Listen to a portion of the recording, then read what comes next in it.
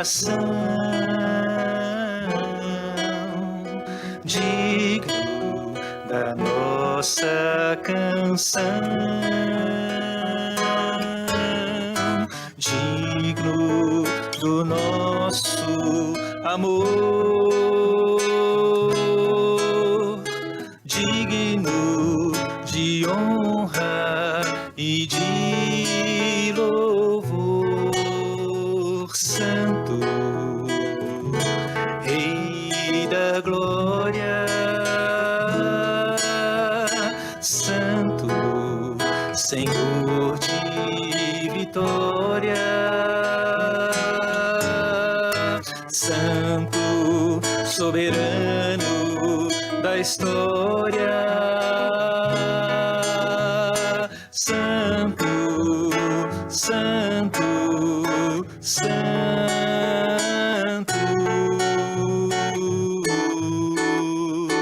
glória e majestade,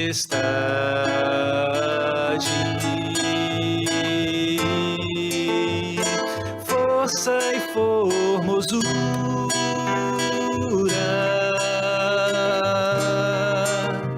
estão diante dele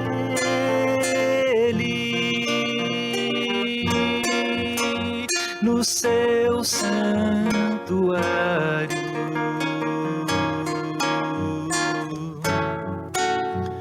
Prostremo-nos àquele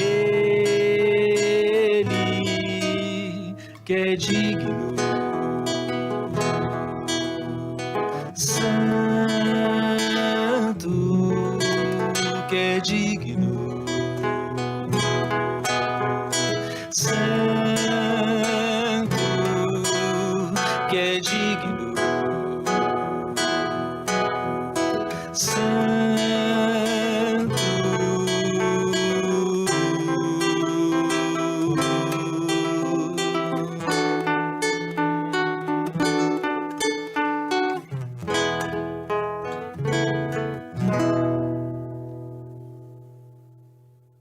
Seja bem-vindo em nome de Jesus. Que bom que você está aqui conosco em nossa igreja, em nossa família central, podendo usufruir da palavra, da presença e da comunhão do nosso Deus. Uma alegria muito grande ter você aqui junto conosco para podermos cultuar e engrandecer a esse Deus tão maravilhoso. Saiba, Deus tem algo maravilhoso, um recado para a sua vida.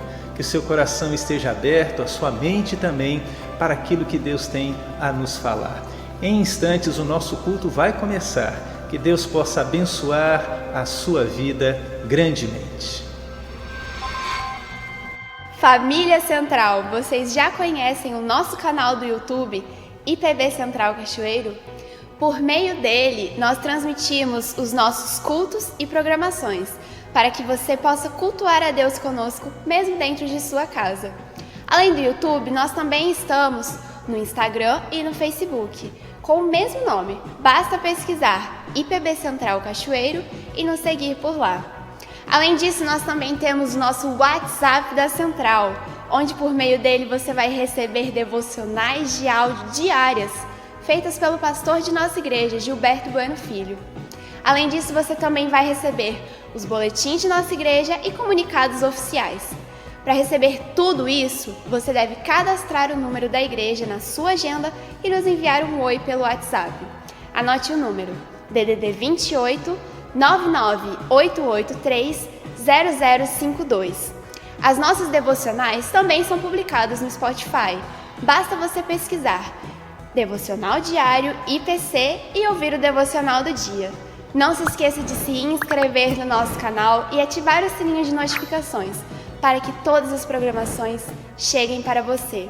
Deus te abençoe. Irmãos e irmãs da Família Central, não perca nenhuma das nossas programações.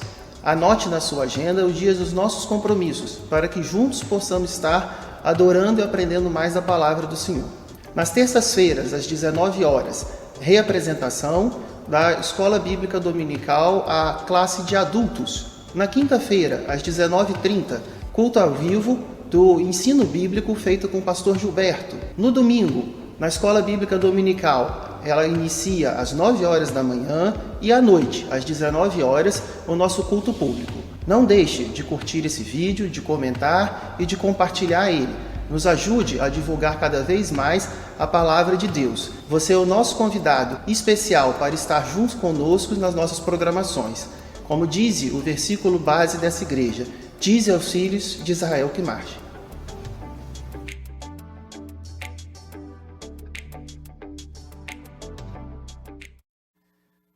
Bom dia, irmãos. Graça e paz. Deus continue a dispensar sobre a nossa vida. Vamos continuar olhando panoramicamente o Novo Testamento. Hoje, de uma maneira muito especial, olharemos a carta de Tiago. Particularmente, é uma carta que eu gosto muito, né? Traz algumas preciosidades maravilhosas, desafiadoras. Não somente fala da teoria da vida cristã, mas olhando para o momento, o autor dessa carta, ele desafia as pessoas a, de fato, colocarem em prática, né? Então, ele cita algumas situações onde aqueles irmãos estavam vivenciando e diz, olha, é diferente. A vida cristã é diferente. Por isso, Tiago é essa carta, eu particularmente gosto muito dela, no sentido dessa praticidade de nos ensinar como de fato viver a religiosidade, a nossa devoção a Deus. Abriu aí a sua carta então, em Tiago? Vamos então olhar panoramicamente. Vamos falar um pouquinho sobre o autor, né? Quem foi Tiago, né? A história nos diz que esse Tiago foi irmão de Jesus, ou meio-irmão, porque a mãe é a mesma, o pai não, né? Jesus, né, o único aqui, apesar de José, a gente dizer que é pai de Jesus, mas não foi propriamente pai. Então, a história nos diz que ele é meio-irmão. E é interessante olhar e ver algumas passagens que nos mostram essa realidade. Quando você abre no Evangelho de Marcos, você tem aqui no capítulo 6 desse Evangelho, capítulo 6, versículo 3, onde fala da família de Jesus. E aí, diante de questionamentos, né, onde Jesus é rejeitado pelos nazarenos, ele diz, Marcos 6, 3, não é este o carpinteiro, filho de Maria, irmão de Tiago, José, Judas e Simão? E não vimos aqui entre nós suas irmãs? E escandalizaram-se deles. Isso é, Jesus então, é este que tinha uma família muito grande. Jesus como primogênito, mas seguindo aí os irmãos, as irmãs não são citadas, não sabemos os nomes, mas esse Tiago aqui é o Tiago que escreveu essa carta. Quando a gente olha para Gálatas, você pode abrir aí no livro de Gálatas, você vai perceber a menção, né, de Tiago aqui, no seu primeiro capítulo de Gálatas, no versículo 19, diz assim, decorrido 3 anos, subi a Jerusalém para avistar-me com Cefas e permaneci com ele 15 dias. E não vi outro dos apóstolos senão Tiago, o irmão do Senhor. Então, Paulo aqui quando escreve esses irmãos da cidade de Gálatas, ele diz e lembra que apóstolo, né? Apóstolo no sentido de serem enviados e terem caminhado bem próximos a Jesus, de serem escolhidos para esse momento. Então, o autor da carta é este aqui, e temos aqui esse desafio do irmão de Jesus, trazendo alguns ensinos sobre a pessoa, sobre a vida cristã, né? O que mais poderíamos saber sobre Tiago? Bom, Tiago, durante o ministério de Jesus, ele é, né, esse meio-irmão, e com certeza eles não criam em Jesus como o Messias. E quando você olha para João capítulo 7, abra lá no Evangelho de João, no seu capítulo 7, você vai perceber que ele também não acreditava em Jesus. Capítulo 7, o versículo 5 nos diz assim, pois nem mesmo seus irmãos criam nele. Isso é, Jesus estava exercendo seu ministério e nem os irmãos Tiago, os demais que mencionamos aqui conforme Marcos, acreditavam em Jesus. É alguém da família, já viu, já percebeu isso, né? Quando a gente conhece alguém e alguém começa a fazer um trabalho relevante, crescendo, vai dizer, oh, mas esse eu vi crescer, né? Eu me lembro da minha tia, depois que eu casei, né? Uma das minhas tias, falando, eu conheci o Gilbertinho, e ele não gostava de fazer serviço nenhum em casa. Depois que casou, olha, virou um marido exemplar. Bom, estou falando palavras dela, quem vai confirmar isso é Regina, então você pergunta para a Regina se eu sou mesmo ou não, mas dizendo, Gilbertinho não queria lavar um copo, nem nada, que ele falava, serviço é só para mulher, não, né? E aí quando olha, na vida é a mesma coisa, a gente conhece alguém, acompanhou um certo período, mas diante de uma tarefa, de uma postura, a gente se surpreende, porque não era aquilo que estava sendo cultivado. Pensem nos irmãos de Jesus, né?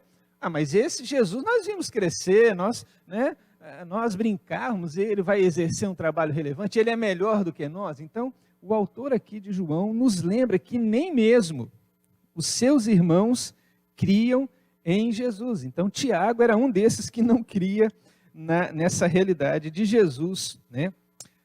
Após a ressurreição de Jesus, Tiago, conforme a primeira carta aos Coríntios, no capítulo 15, vai lá na primeira carta de Paulo aos Coríntios, no capítulo 15, o versículo 7, onde Jesus, depois de ressuscitar, vai aparecendo a muitas pessoas, e o versículo 7 diz, depois foi visto por Tiago, mais tarde por todos os apóstolos. Ele vai dizendo aqui, o autor, Paulo, dessa carta, dizendo, olha, muitas pessoas viram, mais de 500 irmãos de uma só vez, no versículo 6, e vai dizendo quem pôde contemplar. Tiago, seu irmão, o viu ressuscitado aqui. Então, esse Tiago aqui é o Tiago, irmão de João. Depois disso, vemos em Atos, volta um pouquinho aí, Atos, no seu primeiro capítulo, encontramos que esse Tiago, que não queria, passou também a ser seguidor, então, de Jesus. Atos, capítulo 1, o versículo 14, e diz assim, todos estes perseveravam unânimes em oração com as mulheres, com Maria, mãe de Jesus, e com os irmãos dele. Interessante que o versículo 13 nos fala de Tiago, e esse Tiago é irmão de Jesus, né? E é o mesmo autor da carta que vamos ver nessa manhã. E propriamente, quando a gente olha para o livro de Tiago, capítulo 1, versículo 1, mostra, e ele se identifica aqui. Tiago, capítulo 1, versículo 1 diz, Tiago, servo de Deus e do Senhor Jesus Cristo, as 12 tribos que se encontram na dispersão, saudações, né? Então, Tiago é este que olha, mesmo não crendo no início, passa então a ser discípulo, a ser alguém que foi enviado e entendeu a mensagem do Senhor, impulsionando tantos outros, não somente Tiago, a viver essa vida cristã, essa realidade de seguir em frente, né? E conhecendo o cristianismo de um modo geral. Quando olhamos e percebemos sobre a data, quando que foi escrito? Muito provavelmente os autores dizem que foi por volta da década de 40, né? Isso porque aconteceu no ano 48 ou 49, o concílio, né, de Jerusalém, né? E ele não cita esse concílio na sua carta, mas a intenção e o propósito dele, logo depois, quer dizer, Jesus morreu aí com 33 anos, então 6, 7 anos depois, né, 8 anos depois, houve essa intenção de escrever essa carta, esta epístola aqui. E ele então, o propósito é 2. Primeiro, refutar o mito de que a vida cristã não é custosa. O que Tiago, ao escrever aqui, está dizendo? Olha, a vida cristã custa sim. Esse negócio de dizer que caminhar com Jesus agora, né, a gente está livre de tudo e de todos, não é verdade. Então, ele escreve, um dos propósitos é refutar, rebater essa prática de que caminhando com Jesus, nada vai nos acontecer, nada custará, é tudo tranquilo, a salvação é de graça e outras coisas são de graça. Então, opa, não é bem assim não. Exige-se uma postura nossa. E não só refutar, mas encorajar os cristãos a viverem um relacionamento de comunhão, de intimidade com Jesus. Então, olha, vamos parar de ficar sonhando de que a vida cristã não tem os seus percalços. E eu quero trazer aqui, encorajar vocês a viverem essa intimidade com o Senhor Jesus. Quem está falando é um irmão, né? Eu fico pensando, né? De alguém que não cria, alguém que estimula outros a conhecerem, né? Na intimidade. Então, o tema, basicamente, se a gente fosse dar um tema para essa carta, era a diferença da verdadeira religião e da falsa religião. Quando a gente fala religião, pense não somente em algo que a gente tenha que fazer, mas a religiosidade do cristianismo verdadeiro se dá nesse relacionamento. Se dá entendendo que, às vezes, coisas ruins vão nos acontecer, mas aquilo que a palavra de Deus diz, o Senhor está conosco, ainda que a gente ande pelo vale da sombra da morte, o Senhor está conosco em todo o tempo, até a consumação dos séculos.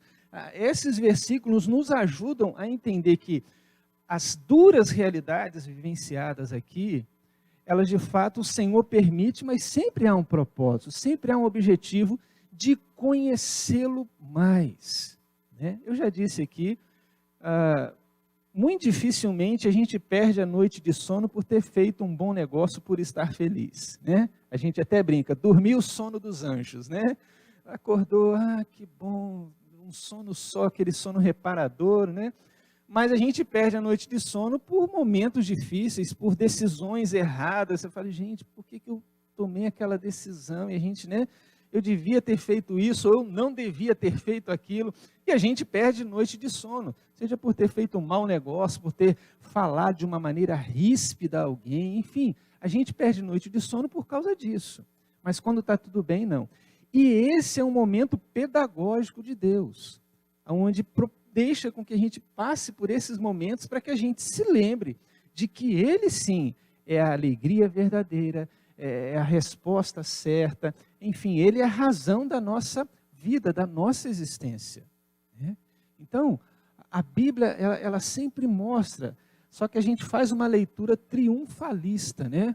E ouve muitas mensagens dizendo, olha, com o Senhor nenhum mal, a gente aí pega um versículo de distorce, praga nenhuma chegará, né? Vimos nessa manhã a superintendente nos falando que dessa realidade, coisas difíceis virão sobre nós, mas não terão o agravamento que poderia acontecer e que acontece na vida de quem não teme a Deus. Então, o tema aqui é, o que é de fato esse cristianismo, essa vida religiosa verdadeira? E o que não é? É isso que ele vai trabalhar. Lógico que há aqui então, Tiago vai provocar, né, aqueles irmãos, e se a gente fizer essa leitura com esse tema de fundo, onde ele quer mostrar o que é a religiosidade verdadeira e o que não é, a gente vai descobrir muitas coisas, né? Onde ele vai dando a pista, olha, a verdadeira religião a realidade é essa. Então, Tiago aqui, ele quer de fato mostrar para nós a verdadeira religião daquilo que se estabelece, vai fazendo o contraponto. Muitas vezes ele mostra, isto não é assim que se deve ser feito, é assim. Outras vezes ele vai mostrar, é assim, e logo depois vai mostrar que não é. Um exemplo disso é quando fala de um coração regenerado. Você está no capítulo 1 aí de Tiago, versículo 17 vai dizer o seguinte, toda boa dádiva e todo dom perfeito são lá do alto, do Pai das luzes, em quem não pode existir variação ou sombra de mudança. Então está dizendo, olha, esse coração regenerado entende isso. Mas quando a gente olha no versículo anterior, versículo 15, ele vai dizer, então a cobiça, depois de haver concebido, dá a luz ao pecado, o pecado, uma vez consumado, gera a morte. O que ele está fazendo o contraponto aqui? De um coração rendido, que reconhece o Senhor, e de um coração onde ele está mais inclinado à cobiça. Olha, tudo que a gente recebe, toda boa dádiva, tudo aquilo que nos vem, é de Deus, né? E recebido lá do alto. Quer dizer, tudo que a gente recebe é de Deus. Interessante quando a gente lê Deuteronômio, lá no capítulo 8, e você vai fazendo a leitura, chega um momento que ele vai dizer, abra lá para eu não perder, falar de menos ou falar de mais, né? Deuteronômio no capítulo 8, há uma exortação aqui, né, para que a gente pudesse guardar os mandamentos, estar firme nele, né, guardando nessa memória. Você tem aí, versículo 6, versículo 11, o desafio de guardar esses mandamentos, né? Guarda os mandamentos do Senhor, que vai te introduzir numa terra que emana leite e mel. E isso é fantástico. E aí ele vai dizendo, depois de tudo ser abençoado, a partir do versículo 13, se multiplicam os gados, os rebanhos, aumente a prata, o ouro em abundância, olha, está tudo de vento em polpa. E aí ele começa então a acender a luzinha, dizendo assim, não é bem assim. Diz o versículo 14, depois que você tiver de vento em polpa, o seu coração começa a se desvirtuar, você começa a ter uma compreensão diferente. Que compreensão diferente? Não foi Deus que me deu, foi eu que consegui. E aí ele vai dizer, se eleva o teu coração e te esqueças do Senhor, teu Deus, que te tirou da terra do Egito, da casa de servidão, te conduziu por aquelas terríveis águas, você vai esquecendo daquela história. E diz o versículo 17, e você vai dizer no teu coração, a minha força, o poder do meu braço me adquiriram estas riquezas. Olha, começou bem, não, foi Deus que tirou a gente, foi Deus que fez isso, né? Às vezes, quando eu me olho no espelho, eu me vejo assim, né? Talvez com você não, mas olha no espelho e você fala, poxa, foi Deus, mas chega no final do dia, se não fosse eu ter tomado aquela decisão, a gente sabe disso, mas no nosso coração a gente nutre uma autossuficiência de que a gente pode caminhar sem Deus. É aquilo que o primeiro casal, Eva e Adão e Eva, vivenciaram. Ouvir aquela conversa de que poderiam viver uma vida feliz independente de Deus. Então, coma do fruto e você não vai precisar mais de Deus. Você vai ser como Deus, conhecedor do bem e do mal. E é isso que a gente vem. E é isso que o autor aqui de Deuteronômio traz. Olha, não te esqueças. Não é assim. Não diga no teu coração que foi, né, a sua força, a tua sabedoria ou qualquer outra coisa. Não é bem assim. Então, voltando lá para Tiago, o que o Tiago está dizendo? Olha, essa é a realidade da cobiça. Você vai cobiçando e vai achando que você tem que trabalhar, fazer um monte de coisa. E aí ele diz, não. Olha, tudo que a gente recebe de bom vem de Deus. E aí, ao longo da carta, ele sempre vai fazendo esse contraponto. Ele diz, olha, não é assim, é desta maneira. Ou é desta maneira, né? E não pode ser desenvolvido nessa perspectiva diferente. Olha só, quando a gente olha o versículo 21 desse primeiro capítulo. Tiago 1, 21. Portanto, despojai-vos de toda impureza e acúmulo de maldade. Acolhei com mansidão a palavra em vós implantada, a qual é poderosa para salvar a vossa alma. Então, acolha o quê? Com mansidão a palavra. Então, a verdadeira religião ouve a palavra e diz, isso aqui é para mim. Ah, mas o que ele diz no versículo 20? Porque a ira do homem não produz a justiça de Deus. Ouve a palavra e diz, não, isso aqui não é para mim não, isso aqui eu não vivencio não. Isso aqui é para fulano, é para Beltrano, inclusive nem está aqui nessa manhã para ouvir essa palavra, né? Não, é sempre para nós. Então, o verdadeiro crente, e diz, não, eu não estou passando por isso talvez ainda, mas Deus quer me ensinar. Não é isso que a gente fala? O que é a Bíblia, a palavra de Deus? Ela é inspirada e toda ela tem um benefício para a nossa vida. Talvez naquele momento, aquele texto que lemos não nos ajude a passar por alguma realidade, ou estamos lendo sobre dor, mas está tudo bem em casa. Mas o que está acontecendo? O que Deus está fazendo? Está preparando a nossa mente, o nosso coração, quem sabe, para uma realidade difícil que vamos passar. Um momento difícil. Então ele está nutrindo, está preparando. Não é assim? Vamos pensar num atleta, qualquer modalidade, né, Olimpíada, ou qualquer modalidade, o que ele faz? Ele vai se preparando. É interessante que alguns dos grandes jogadores de basquete, por exemplo, né, Michael Jordan, e do Brasil aqui o Oscar, eles treinavam. Acabava o treino de todo mundo, ele diz, eu ficava treinando lance livre. 1 hora e pouca, a minha esposa me ajudava, jogava a bola para mim, eu ficava, treinando, para induzir o seu corpo a um momento extremo. Outros, né, interessante ouvir essa história, futebol americano, né, geralmente tem tapagem e tudo, mas aí resolveram, né, tinha uma equipe que o treinador treinava, não, nós vamos treinar no campo encharcado. Mas a gente não vai vivenciar esse momento. Não, vamos treinar, vocês têm que saber como é que se conduz, né? Ou mesmo no futebol, né? Já viram o jogador jogando quando está com o campo alagado? Não sabe conduzir a bola, né? É totalmente diferente. Então, o treino faz isso.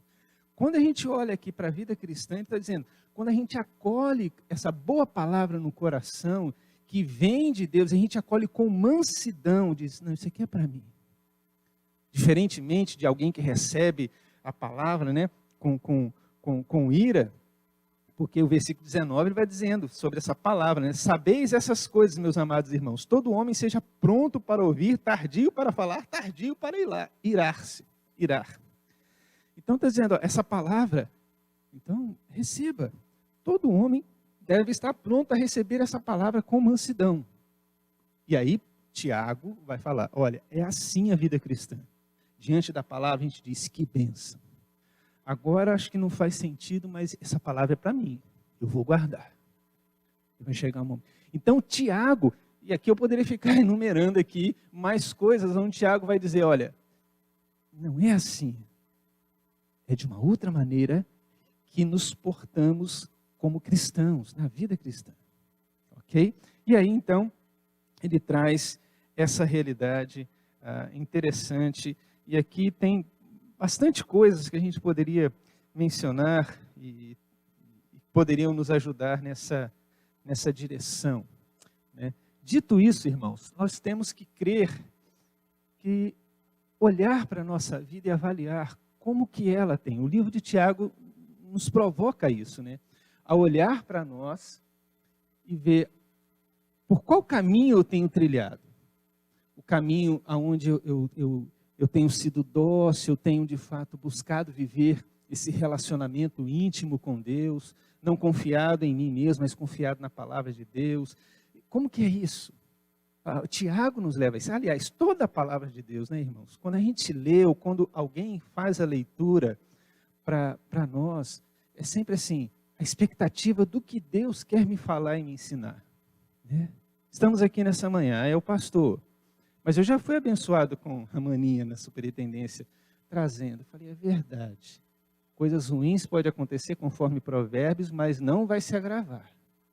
Né? De tal maneira, mesmo se agravar, é a presença do Senhor que consta, e aí nutrir no coração essas preciosas verdades. Amém, irmãos? Bom, vamos olhar o livro, vendo alguns esboços que ele nos apresenta aqui, né? A carta de Tiago, ela tem alguns blocos, vamos dizer assim. Tem o início, onde ele mostra o destino da carta, e depois tem mais 5 considerações dentro daquela perspectiva do que ele quer trazer, né? Estimular a intimidade e mostrar que a vida cristã tem, sim, um preço. Não a salvação, irmãos, mas o crescimento, a intimidade com Deus, a consagração, a santificação, tem um preço, irmãos. Tem um preço. Que, né, voltando à figura de um atleta, Como é que a gente distingue um atleta excepcional de um atleta mediano? Você vai ver por trás a dedicação que ele tem naquela modalidade. Você vai ver quem que é um bom cozinheiro ou cozinheira. É alguém que se dedica. Não, peraí, tem todo o jeito na hora de partir o ovo. Se perguntar para mim, né? Vai abrindo e vai jogando todos os ovos ao mesmo tempo. Aí se o último tiver estragado, perdi tudo, né? E aí, mas a pessoa que é cozinheira, ela sabe, não, eu parto o ovo nessa vasilha, vejo que está bem, ponho no recipiente que tem que colocar. E vou fazendo isso ovo com ovo, né? E essa é a diferença de um bom atleta ou de qualquer outro bom profissional. É a dedicação, o envolvimento dele naquela área. Na vida cristã é a mesma coisa, irmãos. O que nos torna cristãos excelentes? Eu vou falar um negócio aqui, você vai rir de mim, mas é verdade. Isso aqui, o próprio Jesus disse, irmãos. Você sabia que você pode ser melhor do que o Hernandes, do que o Augusto Nicodemos? Isso aí Jesus disse. Jesus falou assim, olha, vocês vão fazer obras maiores do que eu fiz.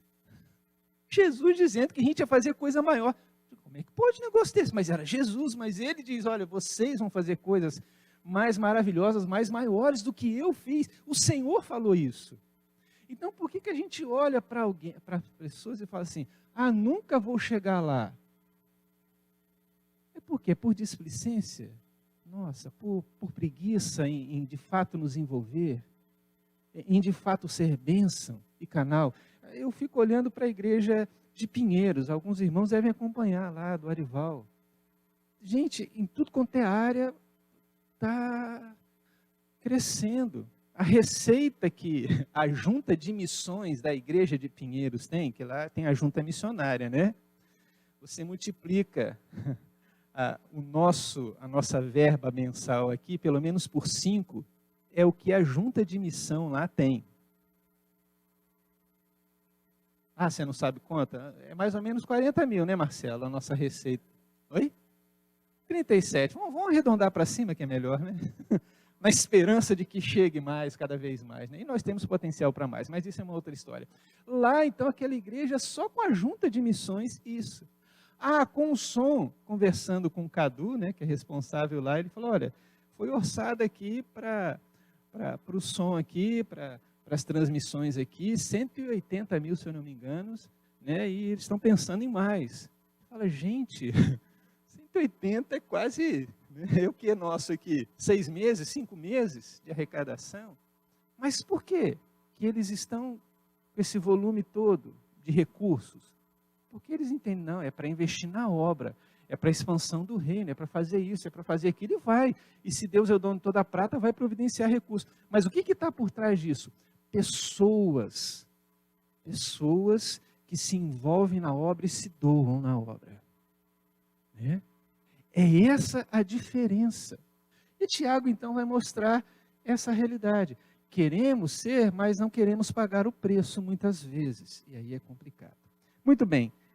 Qual que é o destino aqui que Tiago, os destinatários dessa carta, né? Para quem que ele está enviando? Tiago está enviando, diz aqui, as 12 tribos que se encontram na dispersão.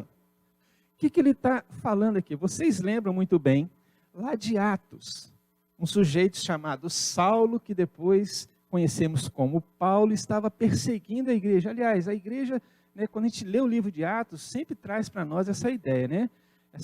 De que, quem disse que não vai ter ameaças? Quem disse que não vai ter perseguição? Ouvimos o pastor aqui que estava defendendo lá na escola, falando que esse negócio da criança fazer opção de escolha, não é isso que a Bíblia diz, e foi processado, né? Jorge Linhares, pastor Jorge Linhares, e como é que é isso? Gente, isso aqui não deve ser surpresa para nós, porque lá em Atos já mostra isso. Pedro já diz, todo aquele que quiser viver de uma maneira séria, piedosa, santificada, vai sofrer. Por que a gente se ilude, achando que a gente não vai ser rejeitado, menosprezado, não sei de onde? Bom, se bem que dependendo daquilo que a gente ouve, daquilo que a gente crê, a gente vai se iludir dessa maneira, né? Mas Tiago está dizendo, olha, eu sou servo de Deus, sou servo do meu irmão, né? Em termos de anunciar essa mensagem, e eu estou escrevendo ao pessoal que está aí nessa perseguição, né?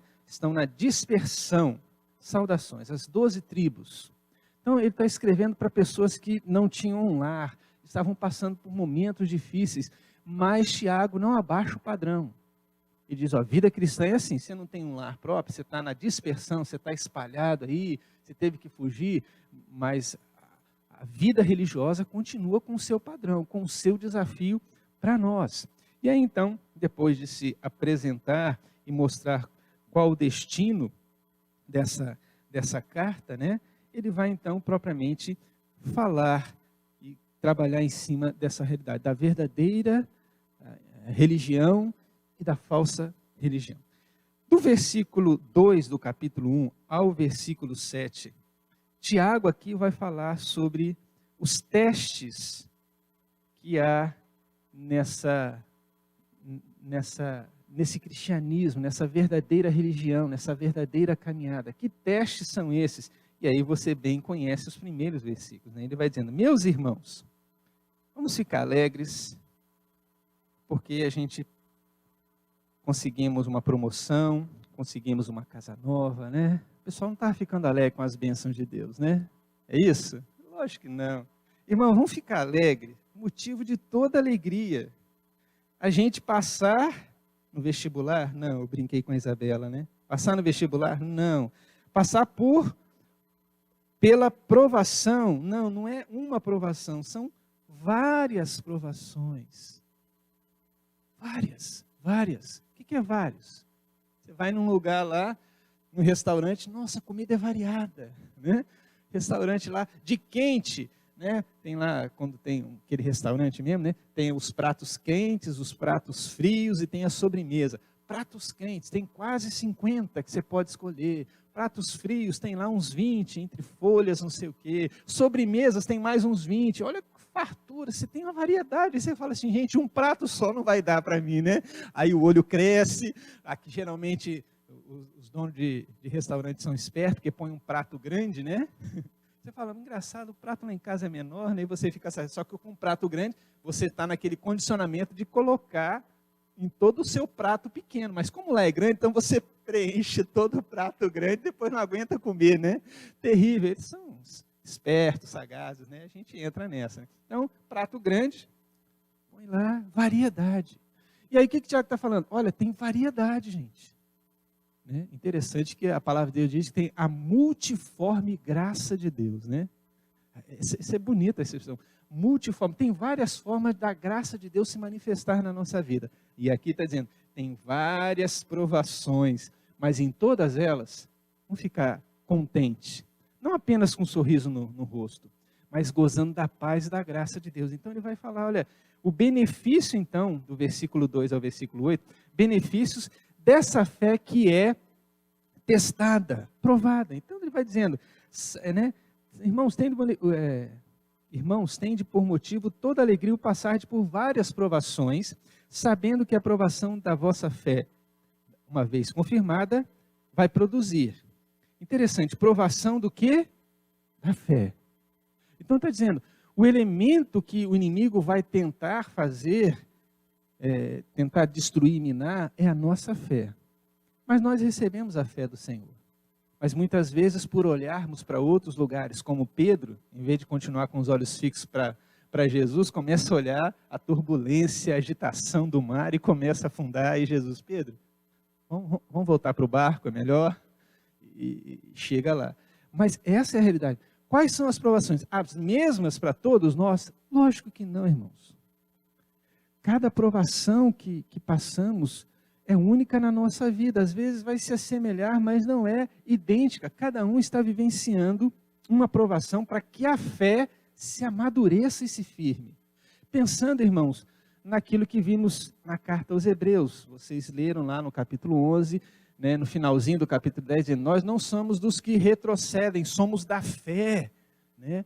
E aí ele lista lá os irmãos que viveram pela fé, traz a definição de fé, traz a realidade no versículo 6 do capítulo 11 de Hebreus, dizendo que sem fé é impossível agradar a Deus. Então, Tiago tem por trás essa realidade. Fé, irmãos, uma fé sadia, uma fé madura, em meio a essas esses percalços, em meio a essas provações, a essas dificuldades que nós passamos. E aí então, ele está sabendo que a provação é da fé. A provação é de fato ver se a nossa fé, a nossa confiança é verdadeira em Deus. E depois de uma vez confirmada, ela vai produzir perseverança. A perseverança vai ter uma ação completa para que sejamos o quê? Perfeitos, íntegros, em nada deficientes. Fisicamente? Não, irmãos. Está falando espiritualmente, onde a gente olha e tem a compreensão daquilo que vimos lá na primeira carta, né, aos Coríntios, onde diz: quando eu era criança, pensava, agia como criança, mas agora adulto tem uma outra perspectiva. Isso é, na vida cristã, né, a gente é a mesma coisa. Como criança a gente vai, mas quando a gente vai crescendo na fé, a gente vai tendo uma compreensão, não total, porque não tem como ter a compreensão total da fé, né? O céu vai ser bom por causa disso. Vamos ter eternidade, a eternidade para conhecer a Deus e seus muitos aspectos que aqui não conhecemos. Inclusive, a fé lá não vai mais ser necessária, porque aquilo que os nossos olhos não veem aqui, lá verão. Então, fé é para ser usada aqui. Fé no céu não precisa mais. Porque você tem fé de quê? Eu tenho fé que o Senhor, vou ver o Senhor, eu tenho fé que o Senhor vai me guardar, me abençoar. E tudo isso lá no céu se dará. Então a fé lá não será necessária. Vamos dizer assim, esse artigo é para ser usado enquanto estamos aqui. Bom, esse teste da fé traz os benefícios. Depois ele fala de outros dois testes, versículo 9 ao versículo 15, sobre a pobreza e a tentação, né? Então, ele antes de falar desse outro teste, né, ele diz no versículo 5, né, alguém precisa de sabedoria. Então, peça sabedoria para que passe por isso e a fé continue firme. Então, peça a Deus sabedoria. A gente fala isso com relação aos estudos, não tem problema não, mas a intenção aqui de Tiago é assim, olha, peça sabedoria para que você continue a se exercitar nessa verdadeira fé. Senhor, não me deixe esmorecer, não me deixe abandonar, mantenha-me firme, peça com fé e não duvide, porque quem duvida é semelhante a um homem, né? Às ondas do mar e tudo mais. Depois dele falar desse teste da fé, ele vai falar, como eu disse, desses outros dois testes, da pobreza e da tentação. O que estava acontecendo ali, né? Irmãos de condição humilde achavam que não eram ninguém. Quem sou eu? O irmão de condição humilde glorie-se na sua dignidade, o rico na sua insignificância, porque passará como a flor da erva. O que Tiago está querendo mostrar aqui? Olha, diante de Deus não tem esse negócio de rico, pobre, mas sabe, somos iguais. Então, aquela pessoa que se julga, né, financeiramente com poucos recursos, peraí, que dignidade é essa que Tiago está falando? A dignidade de ser criado à imagem e semelhança de Deus.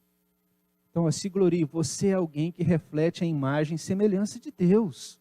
Agora, o rico, não fique achando que por causa da sua riqueza vai conseguir tudo e viver perpetuamente, né? Porque o tempo é de Deus. Você pode ter plano de saúde, pode esticar aqui, puxar ali. Quando Deus fala assim, é agora, é agora. A gente até... né, a nossa fé foi testada nesse tempo de pandemia, sobretudo de Covid, né? Achando que, coitado, foi antes do tempo. Não, foi no tempo de Deus, irmãos. Aqui está a economia. Lógico que eu não entendo o porquê disso. Não entendo. Por que gente na flor da idade, com tanto a produzir, né? Quando está depois dos 70, você até alivia, né? Que pena, né? Mas já viveu bastante. Mas quando é alguém mais novo, você fica... Não, mas tudo acontece no tempo de Deus, irmãos. E a nossa fé foi testada nesse sentido, de olhar e ver, não, o Senhor continua a reinar soberanamente. Eu não entendo algumas coisas. Eu não compreendo. É verdade, irmão, não compreendo. Até hoje. Mas eu creio que Deus está fazendo tudo conforme a sua graça e o seu querer. Para mim, está esquisito, porque às vezes, quando a gente olha um quadro, né, a gente vê só as cores alegres. Mas se a gente for olhar com cuidado esse quadro, você vai perceber que tem, como diz o pastor Hernandes, tem tons escuros, tons que sozinhos são terríveis, e às vezes Deus vai pegar esse pincel e vai pegar aquela cor preta, sem graça, sem vida nenhuma, mas a obra final você vai contemplar, vai falar, que obra linda! É isso que Deus está fazendo na nossa vida. Quando temos momentos difíceis, Deus está fazendo a sua obra, e aqui é a mesma coisa, olha, está passando um momento difícil, mas creia, Deus está fazendo a sua obra. Como Paulo disse em Filipenses, aquele que começou boa obra vai completar. Está fazendo um lindo quadro. Efésios 2:10, Deus nos criou como feituras deles em Cristo Jesus, criado para boas obras. Quer dizer, feitura, algo artesanal, feito à mão ali. Então, ele fala aqui dessa pobreza, os irmãos, olha, pare com isso. O sol se levanta e tudo mais. Depois, dos versículos 13 até o 15, ele vai falar sobre a tentação. Ninguém ao ser tentado diga, sou tentado por Deus, porque Deus não pode ser tentado pelo mal, e Ele mesmo a ninguém tenta. Há uma diferença, irmãos, de tentação para provação. Quem que nos tenta? O inimigo. Quem que nos prova? O Senhor. Qual que é o objetivo da tentação? A tentação, ela vem para que eu diga não aos propósitos e à vontade de Deus e siga o diabo, a minha direção. Lembram de Jesus? Você está com fome, é uma necessidade real. Tem aqui já umas pedras que já está até mais fácil, né? Parece pães. Então, transforme essas pedras em pães e supra essa sua necessidade física. Não é só de pão que vive um homem. Então, você vê esse desafio de entender.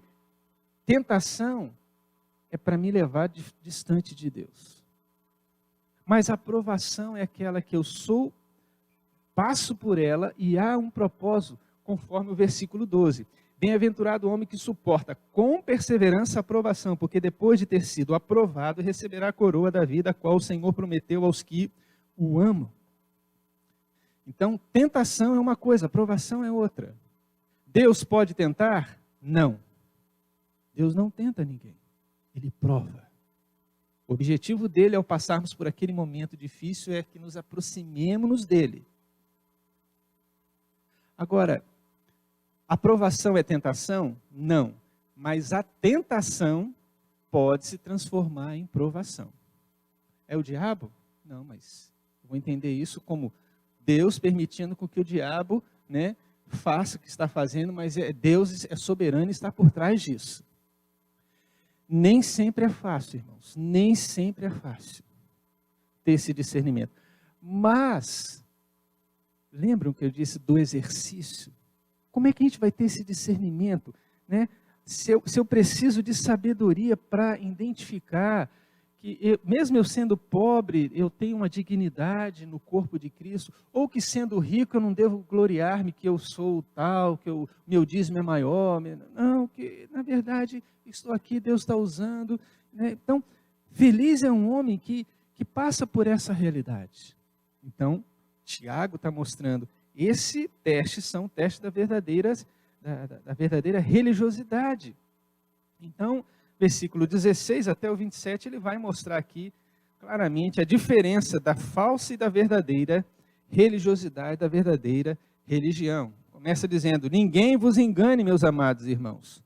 Tudo que recebemos é dos altos céus. Sabei, versículo 19, sabeis essas coisas, meus amados irmãos. Todo homem seja pronto para ouvir, está ali para falar e vai dizendo. Versículos finais, 26 e 27. Se alguém supõe ser religioso, deixando de refrear a sua língua, antes enganando o próprio coração, a sua religião é vã. A religião pura e sem mácula para com o nosso Deus e Pai é esta: visitar os órfãos e as viúvas nas suas tribulações, e assim mesmo guardar-se incontaminado do mundo. Olha, alguém acha que é religioso, mas olha o falar, olha o pensamento, olha as atitudes. Não está de acordo com essa palavra. Peraí, não é assim. Tiago está dizendo aqui. Então, isso é uma falsa religião. Se você diz que é religioso, mas continua tendo esse tipo de falar, esse tipo de conduta, o seu coração, olha, é vã. E aí ele fala, sabe qual que é a pura e a verdadeira religião? Não é somente abençoar a vida de outros, como visitar os órfãos e as viúvas nos seus momentos difíceis, nas suas tribulações, mas olhar para si mesmo e buscar ter uma vida pura, santificada. Romanos 12, 2, não vos conformeis com este mundo.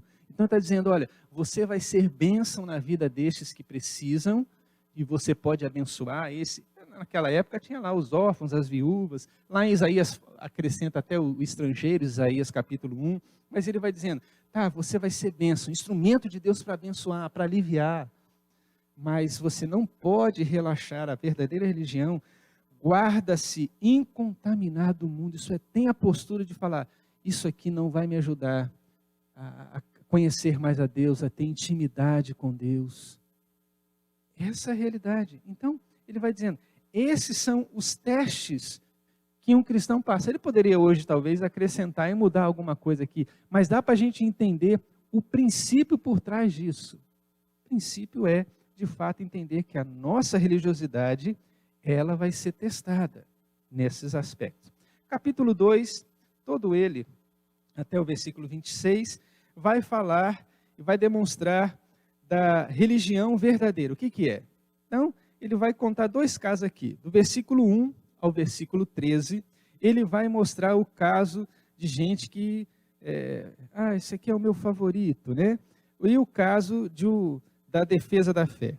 Então ele vai dizendo, versículo 2, meus irmãos, não tenhais a fé em nosso Senhor Jesus Cristo, Senhor da glória, em acepção de pessoas. E aí ele vai contar aqui, chega alguém na igreja, cheiroso, perfumado, né?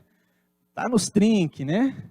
Aí você, opa, um lugar de honra para ele. Aqui, ó, senta aqui, tá pertinho do ar-condicionado, tem um banco almofadado. E Tiago vai mostrando isso. Não é assim que Deus nos escolheu.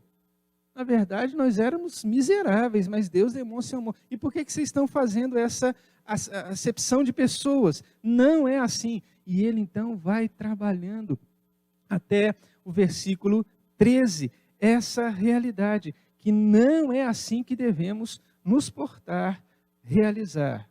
E ele diz, versículo 12, falai de tal maneira e de tal maneira procedei para com aqueles que hão de ser julgados pela lei da liberdade, porque o juízo é sem misericórdia para com aqueles que não usou de misericórdia. A misericórdia triunfa sobre o juízo. Então ele está dizendo, olha, ok, chega alguém, vocês estão, né, falando, seja bem-vindo, e para aqueles mais ou menos, fala, fica para lá, né, não sei o quê. Não, irmão, não é assim. A vida cristã, ela olha todos com graça, com misericórdia, com complacência. Então esse negócio de escolher alguns e em detrimento de outros, não é por aí. Depois do versículos 14 a 26, ele vai mostrar sobre essa fé. Interessante que ele diz, olha, vai falar de Abraão, da fé. Ele diz, versículo 18, mas alguém dirá, tu tens fé e eu tenho obras. Mostra-me essa tua fé sem as obras e eu, com as obras, te mostrarei a minha fé. O que Tiago está dizendo aqui? Alguém que é transformado, né? Alguém que já alcançou a salvação, ele faz coisas boas, ele pratica boas obras. Diferentemente de você fazer boas obras para ser salvo. Isso não é o que a Bíblia diz. Mesmo porque eu já citei aqui, né? Efésios 2:10, fomos criados em Cristo Jesus para boas obras. Isso não quer dizer que a pessoa comum que não alcançou a salvação não possa fazer alguma coisa boa, porque ali, né, você vê, é uma criação de Deus. E há esse respingo de alguém que possa, em algum momento, manifestar bondade, caridade, fazer algum bem. Mas nós somos agora novas criaturas para realizarmos boas obras, seja sociais, seja em qualquer outra área da vida. E aí, há aqui essa relação de alguém que só fala, não, eu estou fazendo boa obra, tá bom. Né? Aliás, eu estou tendo fé e está tranquilo. Não, basta ter fé em Deus. Ele diz, olha, não é bem assim não. Porque aí ele diz no versículo 19, você crê tu que Deus é um só? A pergunta, você crê que Deus é um só? Né? Existe somente um Deus, no sentido de ter um Deus. Ele não está questionando aqui a trindade, né? Existe que crer somente um Deus? Olha, faz bem. Mas deixa eu te dizer, até os demônios creem e tremem. Incrível isso, né? Então você não está muito diferente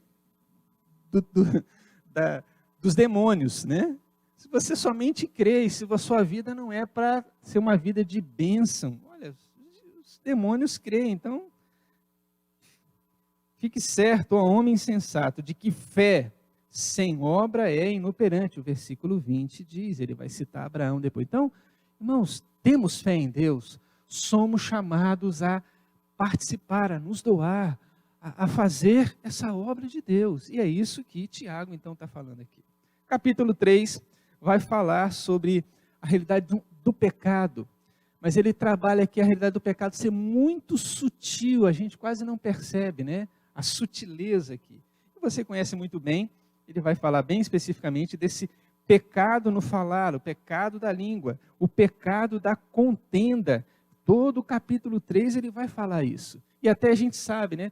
Pode por acaso aquele pé produzir um outro fruto? Não tem como. Pode por acaso aquela fonte de água doce produzir água amarga? Ou água amarga produzir a água doce? Não, é impossível. E é isso que ele está falando na perspectiva de desenvolvermos a nossa espiritualidade, intimidade com o Senhor, de crescermos em comunhão com Ele. Então ele fala, cuidado irmãos, no falar. Muitos querem se tornar mestres, logo o primeiro versículo do capítulo 3. Então, haverá muito maior rigor daqueles que são mestres. Muitos tropeçam no falar, porém, se alguém não tropeça, é perfeito varão, capaz até de refrear a língua e todo o corpo. E ele vai usar aqui a figura do pequeno leme, da pequena fagulha, sempre coisas pequenininhas, né? Coisas pequenininhas podem, de fato, se tornar grandes.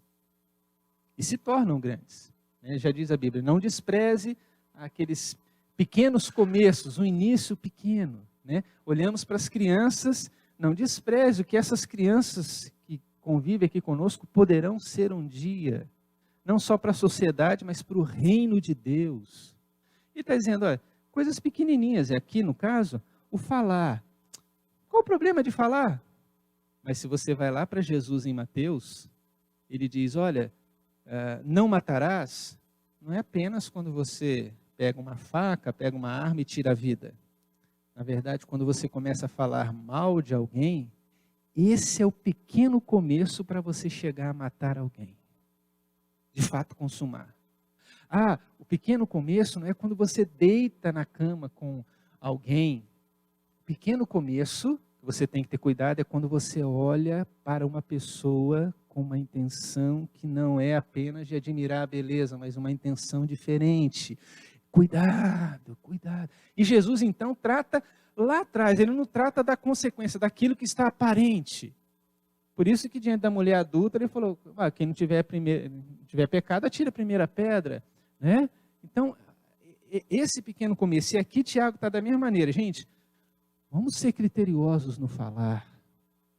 O nosso falar não deve ser assim. Acho que é por isso que Davi, no Salmo 19, conclui assim, né? Você sabe de qual, né?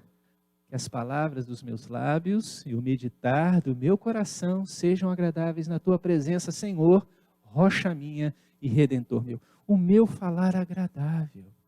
Que é nosso falar. Então, nosso falar. E aí ele está dizendo, cuidado. E aí isso provoca guerras, as grandes contendas, né?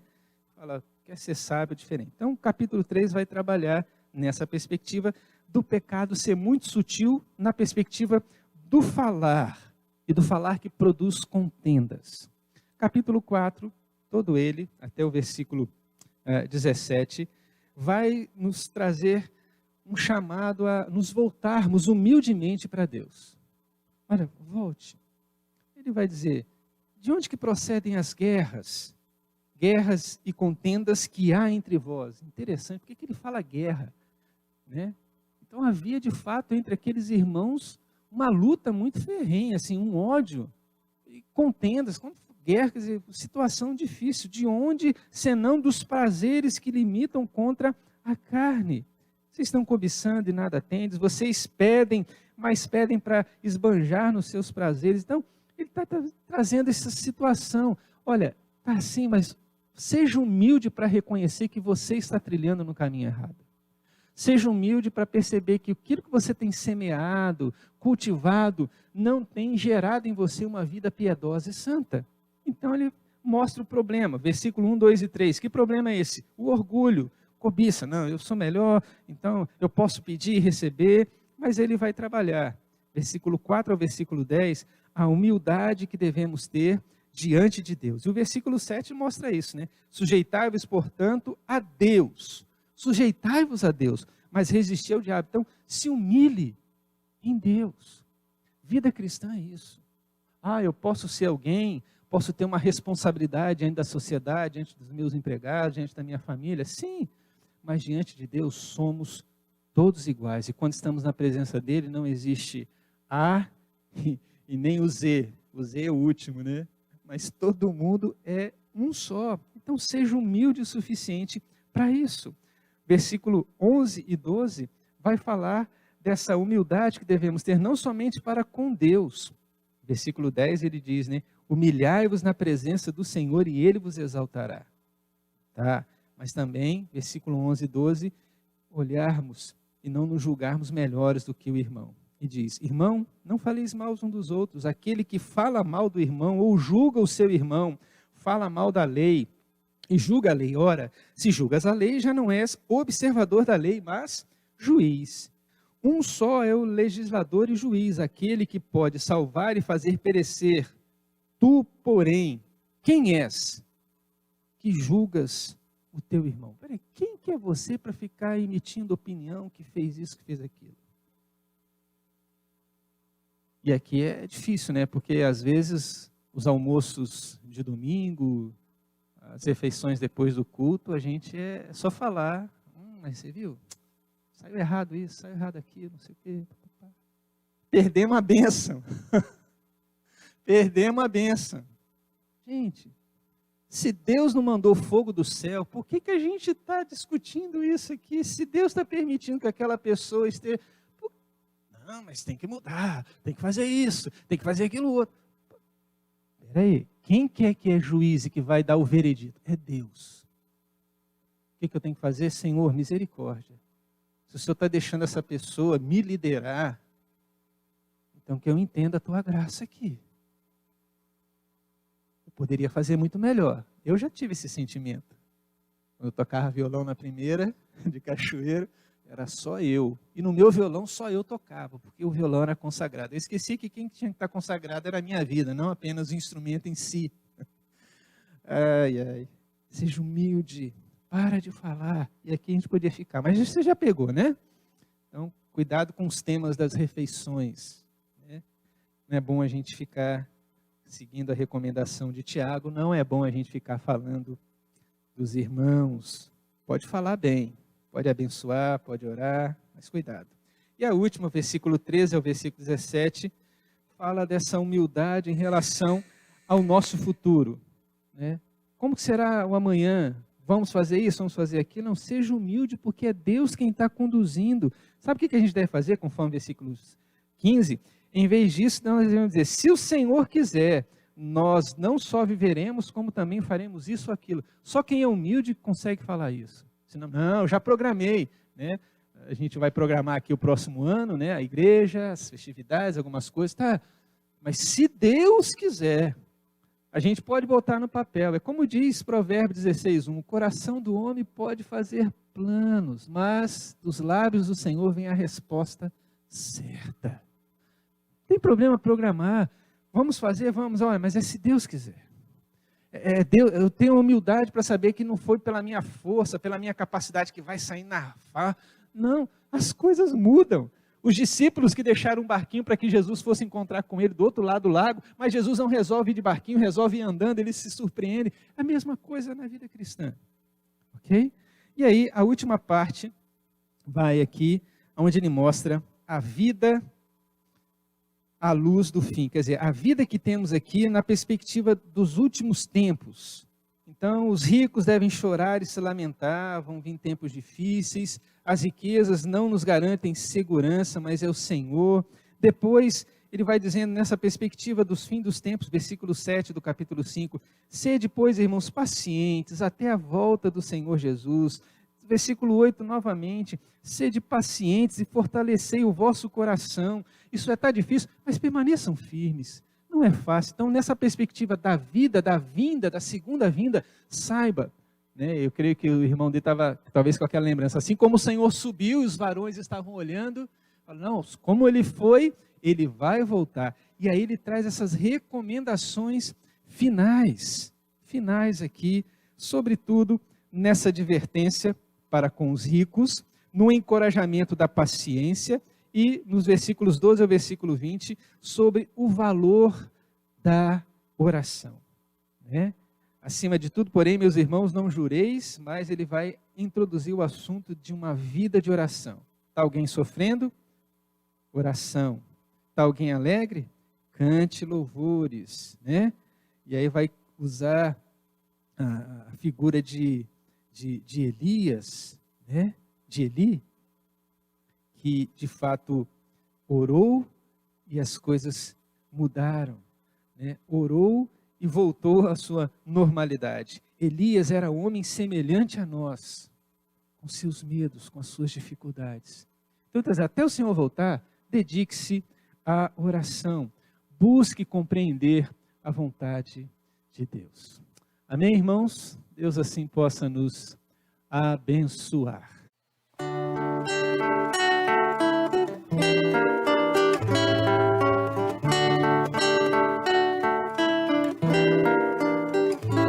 O Senhor te abençoe e guarde a tua vida, resplandeça o seu rosto sobre ti.